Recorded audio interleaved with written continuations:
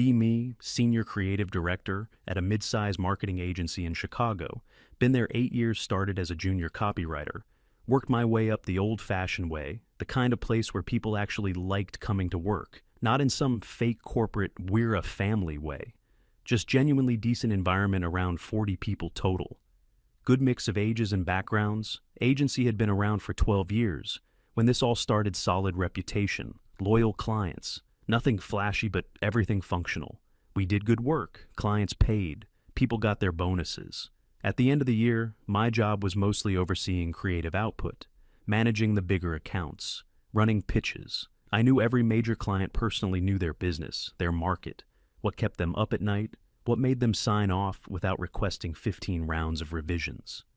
That kind of relationship takes years to build, and most people in this industry know that. Had a solid account manager working alongside me, best closer I've seen in this industry, genuinely could read a room in 30 seconds, and by the end of the meeting, the client was already mentally spending the budget together. We were basically the engine that kept the agency moving forward. Rest of the team was good too. A lot of talented people, project managers who actually managed things, copywriters who could write, designers who could design, and didn't spend half the day asking for validation. The kind of team where if you had a problem, you just went and talked to someone, and they helped you. No politics, no strange dynamics. Just work. CEO was a decent guy, bit passive, but he trusted people, and mostly stayed out of the way. That part mattered more than I realized at the time. Everything was running fine for years. Then the agency decided it needed an HR director. We'd been operating with a part-time HR consultant for years. Nothing major ever happened that required more than that. But the company was growing a little, and I guess it made sense on paper to bring someone on full-time. CEO posted the position, interviewed some candidates, made a choice. None of us were involved in the hiring process in any real way. First time most of us met her was at the all-hands meeting where she was introduced, mid-30s, very put together, confident in the way people are when they know exactly what they're going to say, before you even ask the question. She gave a little speech about her background, her vision, how she was passionate about building healthy workplace cultures. Everyone clapped politely. I remember thinking she seemed sharp and probably a bit intense, but that was fine. HR people are supposed to be a little intense. It comes with the territory. Nobody thought much of it. After that, she spent her first couple of months mostly doing onboarding type things, reviewing existing policies, talking to people one-on-one, pretty quiet overall. Kept to herself. Occasionally you'd see her taking detailed notes in meetings, but she never said anything disruptive. I figured she was just getting the lay of the land, which is what most reasonable new hires do. Around the end of her second month, things started to shift, subtle at first, easy to miss if you weren't paying attention. She started sending emails with a different tone, not aggressive exactly, but loaded with a specific kind of language. Words like psychological safety and inclusive environment and culture audit, the kind of language that sounds perfectly reasonable until you realize it's being used to describe a problem that nobody in the building had actually identified. Nobody had complained about anything. Nobody had come to me or the CEO with concerns.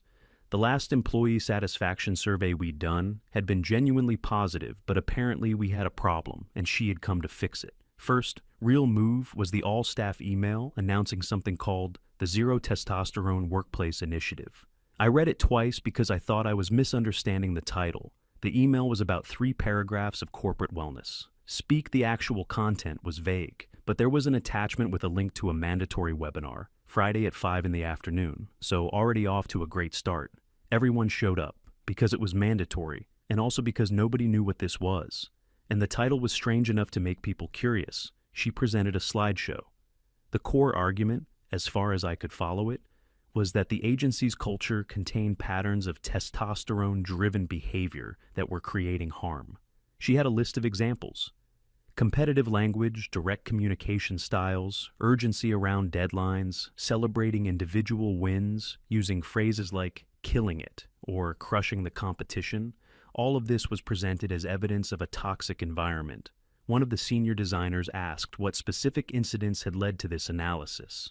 She said the initiative wasn't based on incidents, it was based on structural patterns. Another person asked if there had been complaints from anyone on the team. She said the absence of formal complaints didn't mean there was no harm.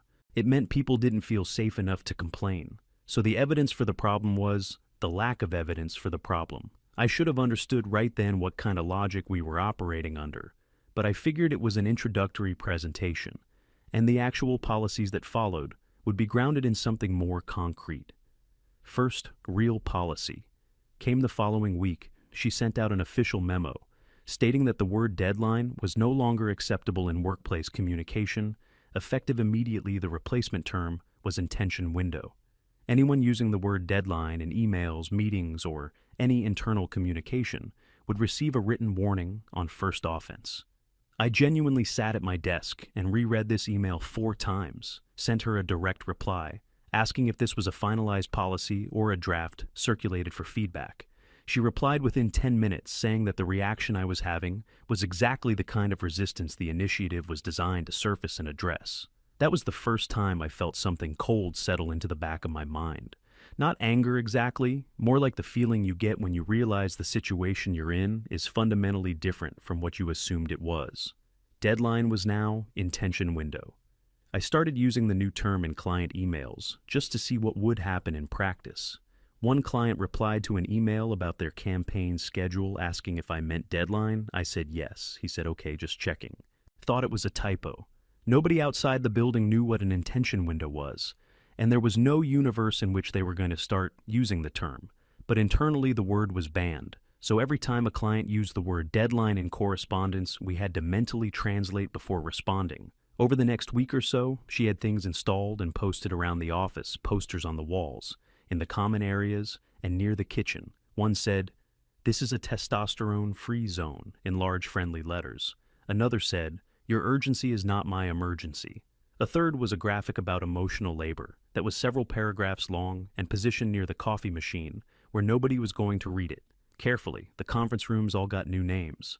The main meeting room had been called the War Room since the agency opened, just an informal name. Nobody thought about it. It became the Harmony Space. The smaller room got named Lotus. The corner room where we usually did client calls became Clarity or Serenity. I genuinely cannot remember which one. I showed up to a client meeting one morning and spent about 3 minutes walking around the floor trying to find the room because my brain kept going to the old name client was already on the call. When I finally connected, told them I'd had a technical issue with the conference line. The week after that, she introduced the Feeling Circle mandatory morning meeting. 30 minutes, every weekday. Not a stand-up, not a project check-in, not anything related to work at all. An emotional check-in where each person was supposed to share how they were feeling that morning, not professionally, not about current projects. Emotionally, the format was that you sat in a circle and went around, one by one. First session was awkward in the way. Things are awkward when adults are asked to do something designed for elementary school counseling. My guy went somewhere in the middle of the rotation, said something like, "Feeling good, had a decent weekend, can we move to the project updates?" She stopped him and asked him to go deeper into his emotional state. He said that was about as deep as he had. At 8:30 in the morning, she wrote something in her notebook. We found out much later that she was keeping individual notes on each person's emotional engagement and resistance levels. During the circles, his entry from that day apparently described him as emotionally unavailable and resistant to vulnerability. Protocols only found out about the notes later when everything had already come apart. The inclusion checklist arrived the week after the Feeling Circles, a 47-point document that every piece of creative work had to pass through before it could be shared externally with any client. 47 individual items, some examples from the list, because this is genuinely what we were working with. One item asked whether the visual content contained images of dominance. Another asked whether color choices avoided gendered associations. There was an item about whether the overall tone could be interpreted as assertive in a way that centers masculine energy. One item asked whether any language in the copy used competitive framing. Another asked whether any human figures depicted showed poses suggesting authority or control. The final item on the list was whether the material had passed an internal empathy audit. The empathy audit was not defined anywhere in the document. When I asked in a reply email what the empathy audit process looked like, she said it would be assessed on a case-by-case basis. According to contextual sensitivity, a pitch that used to go from brief to client in one solid working day now took a minimum of a week, sometimes considerably longer, when multiple checklist items got flagged and the work had to go back. For revisions, clients started noticing the turnaround times, slipping a couple, asked what was going on with the pace. I told them we were updating our internal review process, which was accurate, just left out. The specifics next thing she brought to the CEO was the bonus structure for years. The agency had run a straightforward performance bonus for account managers, tied to new contracts. They brought in simple, clean system. Everyone understood it. It worked well. My guy in particular had built a good portion of his income around those bonuses because he was consistently the top performer. She presented the CEO with an argument that the competitive bonus structure was reinforcing toxic individualism and creating a winner-loser dynamic that undermined collective well-being. CEO asked if there had been complaints from the team about the bonus system. She said absence of complaints indicated that people didn't feel psychologically safe enough to voice concerns. Same argument she'd use for everything else. CEO approved, phasing it out to this day. I don't fully understand why he kept agreeing to things without pushing back. More, my best guess is he thought he was being responsible and didn't want to be the person who dismissed the HR director when she talked about workplace safety. Also possible, he wasn't reading the details carefully enough to understand the cumulative effect. My guy went directly to the CEO after hearing about the bonus decision, laid out very calmly and specifically that removing performance-based compensation without replacing it with equivalent base pay was functionally a pay cut. CEO said he appreciated the feedback and encouraged him to stay open to the new direction. That phrase became something of a grim joke between us. Stay open to the new direction. The direction the agency was heading in was pretty clear by this point, and nobody was particularly excited about it, but nothing had crossed the line that made leaving feel necessary. Yet the feeling circles were annoying, the checklist was slowing things down, the renamed rooms were a minor daily irritation. People were frustrated, but they still had jobs, and the work was still getting done. Just slower that changed when she filed a formal complaint against me directly to the CEO. 3 pages, formally documented. The core claim was that my behavior during presentations and client meetings created an unsafe environment for women. On the team, specifically, she characterized my communication style as dominating and said my confidence levels were disproportionate in a way that made others feel unable to contribute. I asked to see the specific complaints from team members that were referenced in the document. She said they were anonymous and protected under confidentiality. Protocols, I asked for any specific example, any single incident, any concrete description of something I had done or said. She told me that demanding evidence rather than engaging with the feedback in good faith was itself a demonstration of the problematic pattern she was describing. I asked the CEO what the standard process was for responding formally to a complaint of this nature. He told me the required response was completion of a mandatory 3-day empathy and allyship training program, off-site location, conducted on my own time, paid for out of my own pocket. I sat across from him for a moment after he finished explaining that not angry, just unusually clear-headed 8 years at that agency, brought in clients that made up a substantial portion of annual revenue, stayed late without being asked when a pitch needed to get done, took client calls on weekends. When something came up, came in sick more than once because the work had to move, and the resolution to 3 pages of anonymous allegations with no specific incidents was for me to spend 3 days and my own money attending a seminar. I stood up, thanked him for his time, walked back to my desk, wrote a short resignation letter, went back to his office, placed it on the desk, said it had been a good 8 years, cleared my personal things from my workspace. The same afternoon, didn't send a farewell email to the team, didn't make a speech, said goodbye to a couple of people I was close to, and walked out. Found out later that evening, the CEO tried calling me, didn't answer. She sent me an email 2 days after I left, said my departure was a demonstration of the discomfort that comes with genuine cultural growth, and that she hoped I would eventually find the space to reflect on the experience. Didn't reply to that. Either, my guy lasted roughly another month after I left. The specific breaking point for him was almost too absurd to believe. He closed a significant contract, one of the better new business wins the agency had seen. That quarter came into the feeling circle the following morning in a genuinely good mood, said he was feeling great, mentioned he had closed the deal.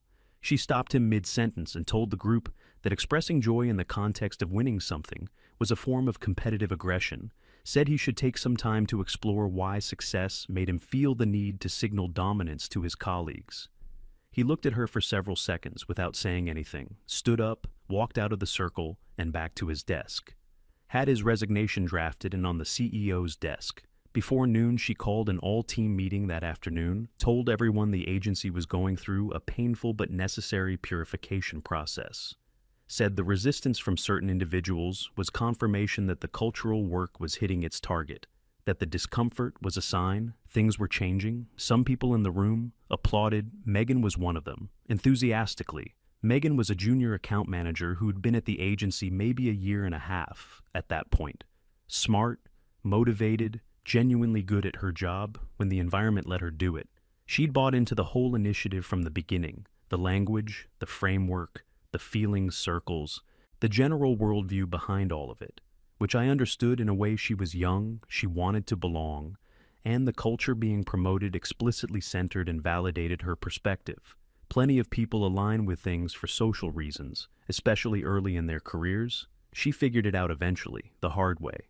Because without me and my guy around to carry the major accounts, the gaps became impossible to ignore. She had been quietly hiring replacements for months, building a team aligned with the initiative. Several of the new hires had backgrounds in communications, cultural consulting, or nonprofit work focused on equity and inclusion. Enthusiastic people used the right language, clearly believed in the mission. None of them had ever managed a marketing account for a real client. With a real budget and a real quarterly target. The first major client to leave was one I'd personally managed for 5 years. They called in asking for their new point of contact, got connected with one of the new hires. She sent them a revised pitch deck. A couple of weeks later, entirely neutral color palette. Every visual element softened or rounded. Every piece of copy run through the checklist multiple times. The messaging was so carefully inoffensive that it communicated almost nothing. Client sent back a polite acknowledgement email. 3 days later, they sent a formal notice ending the contract, citing strategic misalignment. Second major client had a product launch coming up that needed aggressive, competitive market positioning. They were entering a crowded space against established players, and soft messaging was not going to move the needle. The new team kept flagging their briefs at multiple points in the inclusion checklist. Their logo had been flagged for angular geometry, suggesting masculine assertiveness. The campaign concept used the phrase "dominate the market" in reference to their business goals. The color red appeared in their brand standards and was flagged as emotionally aggressive. Every version of the work that came back had been softened to the point where it no longer reflected what the client was trying to accomplish. The client requested a call to discuss the work. She joined the call without being asked, started the meeting by asking everyone present to share their pronouns and their current emotional state as part of the new meeting format. The client was a man in his early 60s who'd been running a family business for 3 decades. He said he wasn't sure he understood the question. She explained the intention and the reasoning. He said he'd come to discuss his upcoming campaign. She said this was a standard part of the new process, and everyone found it helpful. Once they tried it, he thanked everyone for their time and disconnected from the call. Contract cancellation came in. Writing a few days later, over the following months, the pattern kept repeating with minor variations. Intention windows kept slipping because nobody had the depth of experience needed to run multiple complex accounts. Simultaneously, clients calling for updates would get responses written according to the template she'd drafted, 2 paragraphs about the agency being in a period of cultural transformation and enhanced process refinement. 1 paragraph about their commitment to producing elevated quality work. Going forward, clients weren't interested in reading about cultural transformation. They wanted their campaigns delivered on schedule and to the standard they were paying for 1 client. Apparently replied to the template response, asking what any of that had to do with their social media calendar, being 3 weeks past. The agreed date got a second template response. Megan was handling the sharpest edge of this. She'd been given an account to manage independently after I left, mid-size retail, client, well-established relationship. Not the most complex account in the world, but she couldn't get anything through the internal review process at a reasonable pace, kept hitting the checklist at different points. Each time she submitted work, The client's established branding used a particular shade of blue that got flagged as associated with authoritative masculinity. Megan explained to the reviewer that this was the client's brand color. It appeared on all their existing materials, and she had no authority to change. It was told that the agency had an opportunity to help guide clients toward more inclusive visual communication. Megan called the client and very carefully and diplomatically tried to raise the possibility of exploring some evolution in their visual identity. Client asked directly if she was suggesting they needed a rebrand. Megan said, "Not exactly." More of an exploration. Client said they'd been working with the agency for 3 years without this conversation coming up, and asked what had changed. Megan didn't have an answer that would have made sense to anyone outside the building. Client didn't pull the contract immediately, but the warmth went out of the relationship. After that call, the aggression audit launched around the same time, monthly anonymous form sent to all staff. Each person rated their colleagues across a range of categories, designed to measure testosterone toxicity. The categories included things like frequency of interrupting, volume of speaking voice, tendency to disagree openly in meetings, pace of communication, and comfort with extended silence. Results were reviewed by her and used to inform one-on-one conversations about behavioral adjustment. Nobody knew exactly who had flagged what, because the submissions were anonymous. So you'd get called into a private meeting and told that colleagues had noted elevated aggression patterns in your communication style, and you couldn't ask who said it, couldn't ask when it happened, couldn't ask for a specific example, just had to sit there and absorb it and commit to behavioral changes that were never clearly defined. One of the designers, guy who'd been with the agency for 6 years, got pulled in and told his habit of drumming his fingers on the table during meetings had been flagged as physically assertive behavior. He told me about it later, and we both just stared at each other for a moment. Finger drumming. He stopped doing it, started sitting with his hands flat on the table, looked vaguely uncomfortable in every meeting after that. Another person got flagged for laughing too loudly. Not inappropriate laughter, just volume. The feedback was that high-volume positive reactions could be perceived as a form of social dominance she had apparently written in that person's file that they needed to work on, regulating the intensity of their emotional expression in shared spaces. The office atmosphere changed in a specific and noticeable way. Almost immediately, people started talking less, not because they were content and focused, but because nobody wanted to say something that ended up in their audit file. Any display of enthusiasm during a meeting became a potential liability. Pushing back on an idea, even constructively, meant risking a report about your tendency to disagree, publicly. Expressing frustration about a deadline that had slipped was demonstrating aggression patterns. The safest behavior was to say very little and agree with everything that was said, which is what most people started doing, real creative disagreement, the kind that actually makes the work better over time. Essentially people stopped fighting for their ideas, because fighting for your ideas was now categorized as dominating behavior. One of the copywriters told me much later that she used to love the internal creative reviews because people would argue about ideas and it made the work better. Said that after the audit system went in, those reviews became 30-minute sessions where everyone nodded at everything and nothing improved. She said she started feeling like she was working inside a library where the books were slowly being removed one at a time. The work suffered in a direct and measurable way.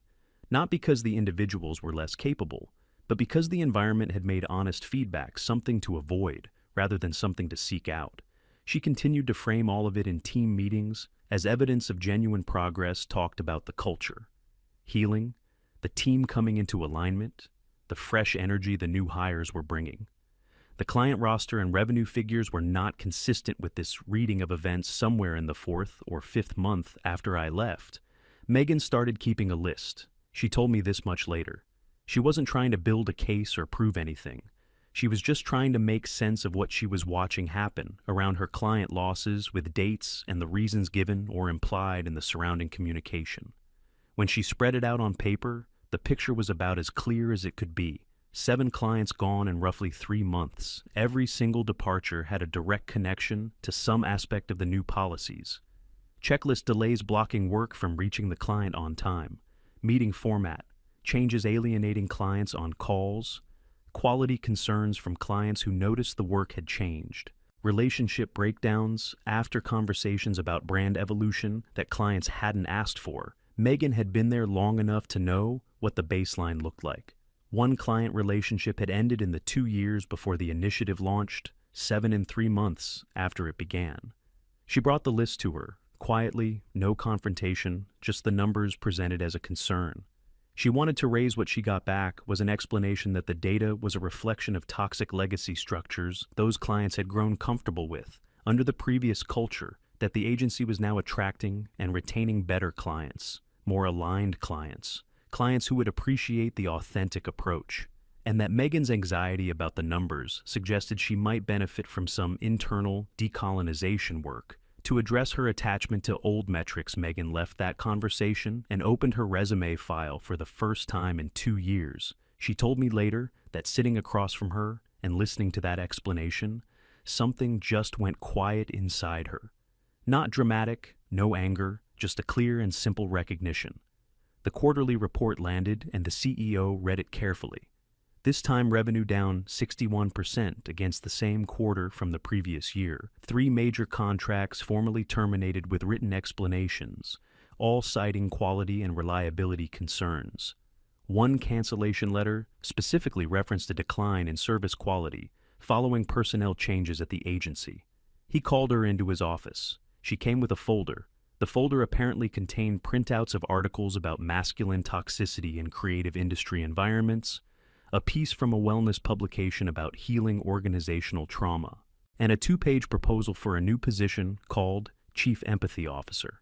He placed the quarterly report on the desk, between them. She started explaining that the numbers were the result of deliberate sabotage. I had structured client dependencies to make myself irreplaceable. My guy had been running a culture of intimidation, that clients were finally free to escape from the new hires needed more time to demonstrate their full capacity. The real results of the transformation would emerge over the next year or two. CEO opened his laptop, went through the internal correspondence chronologically and methodically, showed her the 3 formal complaints she had filed against me. In the 2 weeks directly preceding my resignation, showed her the email chain in which she recommended eliminating the performance bonus system, showed her a timeline of every policy she had introduced, alongside a corresponding timeline of every client relationship that had deteriorated in the same period. The correlation was exact in nearly every case, showed her the hiring decisions she had made and the output those hires had produced over the preceding months. She said it was a selectively assembled reading of the evidence designed to support a predetermined conclusion. CEO said he had a meeting with legal counsel scheduled for later that week and suggested she return her building access badge before the end of the day. No raised voices, no dramatic confrontation, just a man who had finally looked at the numbers and a woman who had run out of explanations that fit them. She was gone before the end of the week, found out through someone still there that she put a post up on LinkedIn not long after something about being released from her position as an act of systemic retaliation by patriarchal leadership that feared genuine transformation, described herself as a cultural changemaker, targeted for challenging entrenched power structures, said she was open to work at organizations, brave enough to prioritize people over profit margins. The post got 11 likes total. Most of them were friends from outside the industry or contacts from a previous job. A handful of accounts with no profile photos. Nobody from the agency engaged with it. Megan didn't like or comment. One of the remaining employees apparently showed the post around the office. People read it and went back to their desks without saying much. There wasn't much to say. At that point, the building had already said everything I heard about the post, secondhand through someone I still talked to. From the old place, didn't look it up, didn't feel the need. By the time that post went up, I'd already been building something else. My guy had come to me, not long after he walked out of that last feeling circle. We'd talked in passing over the years about eventually going independent, the way most people in creative work do when they're comfortable somewhere. Suddenly we were both available and neither of us had anything holding us back. Started small and deliberately, the two of us. A couple of experienced freelancers we trusted, a modest office space. Nothing fancy, called it Access No mission statement about transformation. No policy documents about cultural initiatives. No special names for the rooms, just a space where people could do. The work deadlines were called deadlines when someone closed a deal. Everyone was happy about it and said, so, if someone's idea wasn't working, we said that clearly, and moved on to finding something that did. Two of my former clients reached out within the first month. They'd kept old contact information and tracked me down. Neither of them asked about what had happened at the previous agency. They just asked if I was in a position to work with them. We signed both of them inside the first 6 weeks. Megan left the agency a few months after the HR director was fired. The agency had tried to pull itself back together, but the structural damage was significant, and a lot of the institutional knowledge had walked out the door. She reached out to me eventually, asked if we had capacity for anyone with her background. We brought her on. When the timing worked out, she was good at her job, had always been good at her job. The feeling circle applause never really came up between us. She was in her mid-20s, working her first real agency job, and the person in charge of the culture was telling her she was on the right side of something important. It's not hard to understand how that works on someone who's still figuring out where they stand. The initiative spoke directly to things she'd been told her whole life mattered: safety, inclusion, belonging, making sure the environment worked for everyone. All of that sounds good on paper, and most of it is good in principle. The execution is a different conversation entirely. What she figured out on her own through a list of numbers on a piece of paper is something a lot of people never get to: the difference between a workplace that values people and a workplace that performs valuing people while systematically preventing anyone from doing anything useful. I spent 8 years building client relationships, creative standards, and professional reputation at that agency. Nearly lost most of it because of a 3-page anonymous complaint with no named sources and no specific incidents. The work we're doing at Axis now is some of the best I've been part of. No inclusion checklist, no morning emotional inventory, no testosterone-free zone placards, no intention windows, just people who know their work, doing it, and getting paid fairly for the results. Apparently that's a radical concept. In some circles, LBW intention window